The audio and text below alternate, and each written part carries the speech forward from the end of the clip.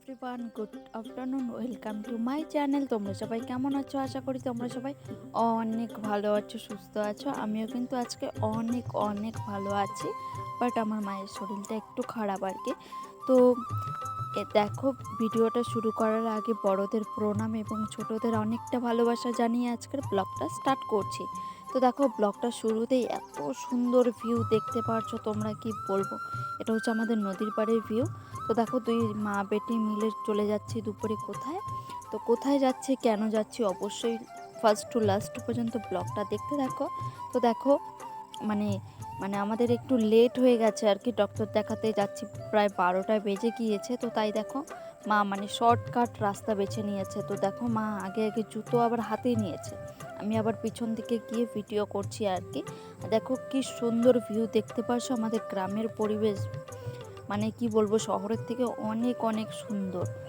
তো আমিও দেখো, একদিকে ছাতা, আরেকদিকে ফোন, আরেকদিকে ভিডিও, তিনটা একসাথে কন্টিনিউ করতে করতে আমার একটু প্রবলেম হচ্ছিল। তো দেখো, ফাইনালি হাঁটার পথ শেষ, এখন গাড়িতে উঠে পড়লাম। আর এটা হচ্ছে আমাদের এখানে নতুন পুলিশ ফাঁড়ি। এটা হচ্ছে পুলিশ মানে ডিস্ট্রিক্ট পুলিশ ফাঁড়ি হয়েছে এখানে আর কি। তো দেখো, ওটাও তোমাদের সাথে একটু শেয়ার করে নিলাম। শেয়ার করে মা বেটি দুজনে মিলে টোটোতে বসে চলে যাচ্ছি আলিপুরের দিকে, ডক্টর দেখাবো আর কি মাকে। তো আমার শরীর এখন এমনি সব ঠিকঠাকই আছে, এখন মায়ের একটু প্রবলেম আর কি। তো মাকে নিয়ে যাচ্ছি ডাক্তার দেখাতে। আর এইদিকে দেখো, বিবেকানন্দ কলেজটা, এটা আমার এখানে আমি ভর্তি হওয়ার কথা ছিল, কিন্তু আমি ইচ্ছে করে এখানে ভর্তি হয়নি, আমি আলিপুরদুয়ার কলেজে ভর্তি হয়েছি। তারপর দেখো, এই যে ব্রিজ থেকেও ভিউটা অপূর্ব লাগছে, একদম এত সুন্দর লাগছে কি বলবো, তোমাদের সাথে শেয়ার না করে আমি পাচ্ছিলাম না। তো দেখো, বলতে বলতে চলেই আসলাম একদম হসপিটালের সামনে। টোটো যেহেতু আমাদের আজকে দেরি হয়ে গেছে, তাই টোটোওয়ালা দাদাকে বললাম যে দাদা, আমাদেরকে একটু হসপিটালে নিয়ে যাও। তো টোটোর থেকেই দেখতে পারলাম এই বাবার ভোলানাথের মন্দিরটা, এটাও একটু তোমাদের সাথে শেয়ার করে নিলাম। তারপর কি বলবো ভাই, এত পরিমাণ ভিড়, কি বলবো, তখন প্রায় 12:30 বাজে, তবুও হসপিটালের এক বিন্দু মাত্র ভিড় কমেনি। একদম মেলা লেগে গিয়েছে হসপিটালে, এত পরিমাণ কি বলবো, মানুষের অসুখ, এত রোগ, দেখো হসপিটালটা একদম মেলা লেগে গেছে। তো দেখো, ফাইনালি অনেকটা দূরে দাঁড়িয়ে টিকিট কাউন্টারের সামনে আমি চলে এসেছি। আর মায়ের যেহেতু শরীরটা খারাপ, তো মাকে বললাম বসতে।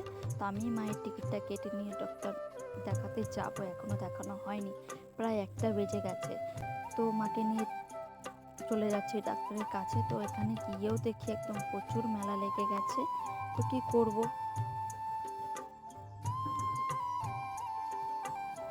তো ডাক্তার দেখানো ফাইনালি শেষ, ওখানেও প্রচুর ভিড় ছিল, নিয়ে তারপর ওষুধ নিয়ে নিলাম। আর দেখো, কত বড় বড় ওষুধ, কি বলবো, এতগুলো ওষুধ মা খাবে কি করে, সেটাই মা টেনশনে মরছে আর কি।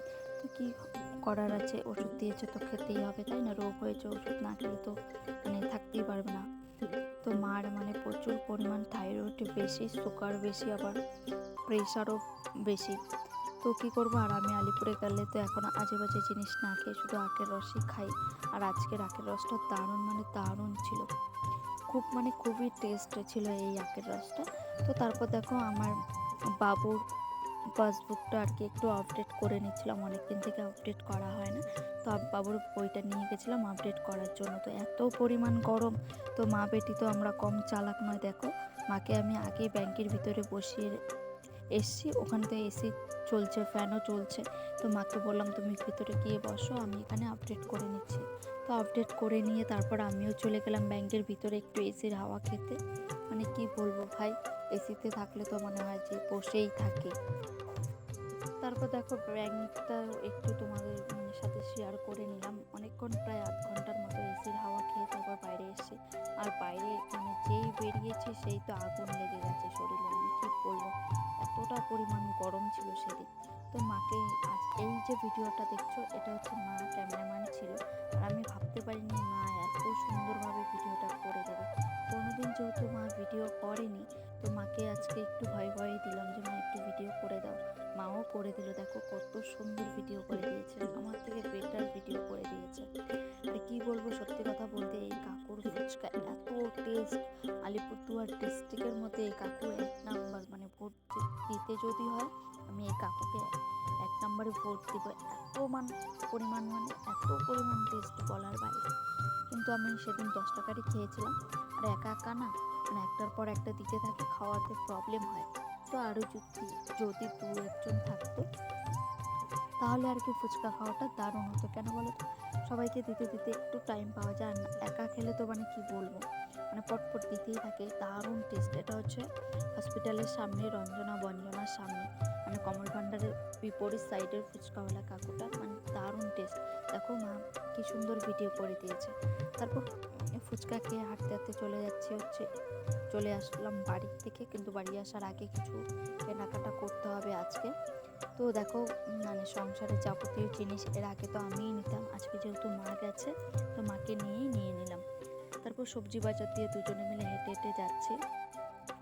তো এখন যেহেতু আমের সিজন, আমটাও একটু দেখলাম, তারপর নিলাম না, আমটা ভালো ছিল না। তারপর এখানে দেখো, মানে আমি এতটা ফাজিল কি বলবো, আমি কিন্তু এক জায়গা থেকে লেবু অলরেডি নিয়েছি। 10 টাকার 7টা লেবু দিয়েছে, আর এখানে বলছে 10 টাকার 3টে, আর ছোটো নিলে 4টে, এরকম আর কি, মানে যাচাই করছিলাম আর কি। তো তারপর দেখো বলতে বলতে এই বাজার চলে এসেছি, যেহেতু আজকে বৃহস্পতিবার, আজকে তো বাজার আছে। তো মাকে বললাম যে আজকে এমনি বাজারে তো আমাদের সেরকম কোনো কিছু কেনাকাটি নেই, শুধু মায়ের জন্য পান সুপারি কেনা আছে, আর একটা ভাবছি দাও নেবো আর কি। তো দেখো দুজনে আরেকটা দরকার ছিল, সেটা হচ্ছে একটা ব্যাগ। একটু মানে বেকায়দায় আমি টান দিয়েছি, ব্যাগটা ছিঁড়ে গেছে। তো ওই কাকুর কাছে গেলাম, ব্যাগটা ঠিক হবে নাকি, মানে ভালোই ব্যাগ, নতুন ব্যাগ। তো কাকু বললো যে হ্যাঁ ঠিক হবে, রেখে যেতে হবে। তো কাকুর সাথে কথা বলে ব্যাগটা রেখে দিলাম। কাকুকে বললাম যে ঠিক আছে তুমি ঠিক করে দিও, আমি পরের সপ্তাহে এসে নিয়ে যাব। তো এখনও পর্যন্ত ব্যাগটা আনা হয়নি আর কি। তো কাকুর কাছে ব্যাগটা দিয়ে তারপর চলে গেলাম, এই যে তোমাদেরকে যে বললাম দাও নিব, ওই দাওয়ের দোকানে। দাও বলতে বটি আর কি, বটি দাও নিব, কারণ আমাদের ঘরে যে সবজি কাটা দাওটা দিয়ে না, ভালো করে সবজি কাটা যায় না। তো মাকে বললাম চলো আজকে একটা দাও নিব, তো ওটার জন্য নিয়ে নিলাম। তো দেখো এই দাওটা ফাইনালি নিয়ে এসেছি। তো দাও নিয়ে খাওয়া দাওয়া করে চলে যাচ্ছে বাড়ি। আর দেখো ভিউটা, মানে জাস্ট কি বলবো, অবাক করার মতো ভিউ আজকে ছিল। আর এত পরিমাণ গরম ছিল, কি বলবো ভাই রে ভাই, একদম মানে পুড়ে ছাই হওয়ার মতো রোদ ছিল সেদিন আর কি।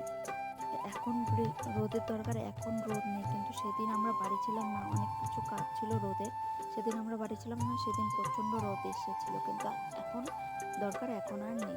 তো দেখো এই যে সেই পুরোনো আমাদের স্কুলটাকে প্রচুর মিস করি। আবার যদি সেই স্কুলে ফিরে যেতে পারতাম, অনেক খুশি হতাম। কি করব, যতই চাই ইচ্ছে করে না কেন, স্কুল লাইফটা আর ফিরে পাবো না। তো তারপরে দেখো আবার একটু আমাকেও শেয়ার করে নিলাম তোমাদের সাথে সারাদিনের, মানে এত প্রচণ্ড গরম ছিল। দেখো মুখটুক আমার কি অবস্থা হয়ে গেছে, এমনিও আমার মুখের অবস্থা খুব বেশি একটা ভালো নয়, একদম জঘন্য, তারপরেও আরও জঘন্য হয়ে গেছে। আর এই যে জঙ্গলগুলো দেখতে পারছো, সেটা হচ্ছে আমরা বীরপাড়া দিয়ে যে ভাটায় আসি, ওই ভাটার রাস্তা, দুই পাশে দুটো পুকুর আছে। এই যে জঙ্গল, একটা পুকুরে এত পরিমাণ জঙ্গল, মানে আমার তার জন্মের আগের থেকেই নাকি এটা এত পরিমাণ জঙ্গল। কেউ দেখলে মনে করবে না যে এখানে এটা পুকুর আছে, সবাই ভাববে মানে জমিতে হয়তো জঙ্গল হয়েছে। আর একটা পাশের দিঘিটা দেখো কি সুন্দর জলটা, এখানে মাছ চাষ করে, তো মাছের খাবার দিচ্ছিল সামনে কাকুটা। তো এটাও একটু তোমাদের সাথে শেয়ার করলাম, দেখতে পারবে এখন মানে পুরে রোদ, এত পরিমাণ রোদ, পুরে পাটা ছাই হয়ে যাচ্ছে, তাই একটু তোমাদের সাথে আমার পাটাও শেয়ার করলাম। তো দেখো সত্যি বলতে আজকে ভিউটা কিন্তু দারুণ ছিল। তো টোটো নিয়ে একবারে ঘাটে চলে ঘাটে এসে দেখি নৌকা, মানে কি বলবো, প্রায় 1.5 ঘন্টা বসেছিলাম, কারণ দুপুর টাইম, ও একটু রেস্ট করে, আর এত পরিমাণ রোদ ছিল, এতটা লেট করে না, কিন্তু আজকে যেহেতু রোদ বেশি, দেখো আমার চোখ দিয়ে জল এসে আমি ওপর দিকে তাকাতেই পারছিলাম না, এত পরিমাণ রোদ। তো ওকে অনেক বলে 1.5 ঘন্টা লেট করে তারপর দেখো আমরা ঘাট পাড়ে এসে 3টে, আর আজকে নৌকায় উঠেছি 4:30, এরকম অবস্থা। তো দেখো প্রচণ্ড রোদ, এই নৌকা দিয়ে বাড়ি যাবো, যে তারপর কিছুটা হেঁটে তারপর বাড়ি যেতে হবে। তো আজকের ব্লগটা অনেকটা বড় হয়ে গেছে, একটু ধৈর্য নিয়ে সবাই দেখো, খুব ভালো লাগবে। তো আজকের ব্লগটা এতটুকুই থাকছে, দেখা হচ্ছে নেক্সট কোনো ব্লগে। ততক্ষণে খুব ভালো থেকো, সুস্থ থেকো, আজকের জন্য এতটুকুই, টাটা বাই।